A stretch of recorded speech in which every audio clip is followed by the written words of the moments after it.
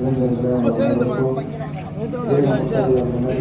சார்பிலும் தமிழக சங்கத்தின் சார்பிலும் உங்களுடைய கால வணக்கத்தை தெரிவித்துக் கொண்டு வருகிற ஜனவரி 22 முத்தரையர்களின் அரசியல் அதிகார மீட்பு மாநாடு, நம்ம தாய் சங்க மாநாடு தமிழகத்தில்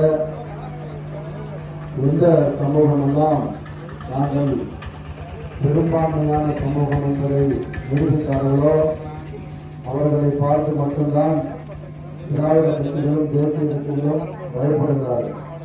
அந்த வரிசையை பார்த்தோம்னு சொன்னால் வன்னியர் சமூக மக்கள் பாட்டாளி மக்கள் கட்சி என்கிற பெயரில் வருடத்திற்கு ஒரு முறை மாநாடு என்கிற பெயரில் பெரும் கூட்டத்தை கூட்டி நாங்கள் தமிழகத்திலே பெரும்பான்மையான சமூகம் என்பதை நிரூபிக்கிறார்கள்.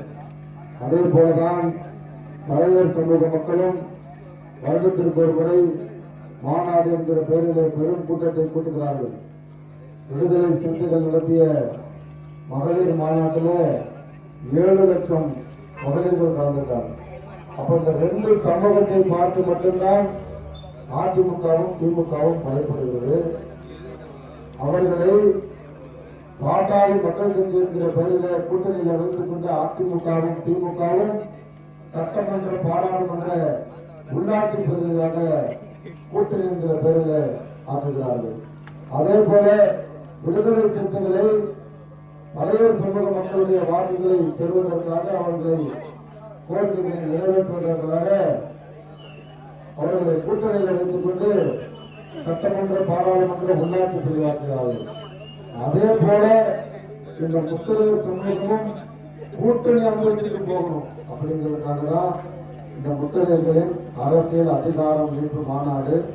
இந்த மாநாடு தமிழகத்தினுடைய மைய பகுதியாக இருக்கக்கூடிய திருச்சியில் நடக்கிறது.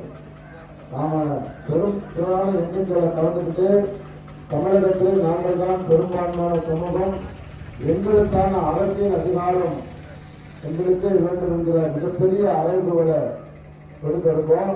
அந்த மாநாட்டில் நீங்க தாய்மார்கள், பெரியவர்கள், இளைஞர்கள் அத்தனை பேருமே கலந்துட்டு நமக்கான அரசியல் அதிகாரத்தை வென்றெடுப்பதோடு தமிழகத்திலே நாங்கள் தான் பெரும்பான்மையான சமூகம் என்பதை நிரூபிக்க உங்களை அன்போடு அழைத்து இந்த நிகழ்வை இங்கு ஏற்பாடு செய்திருக்கிற ஊர் தலைவர் அவர்களுக்கும் இந்த கட்சியினுடைய பொறுப்பாளர்களுக்கும் இதில் கலந்து கொண்ட தாய்மார்களுக்கும் இளைஞர்களுக்கும் வீர முத்தரையர் முன்னேற்ற சங்கத்தின் சார்பிலும் தமிழர் தேசம் கட்சி சார்பிலும் எங்களுடைய நெஞ்சிலிருந்து நன்றியை தெரிவித்துக் கொண்டு விடைபெறுகிறேன். நன்றி, வணக்கம்.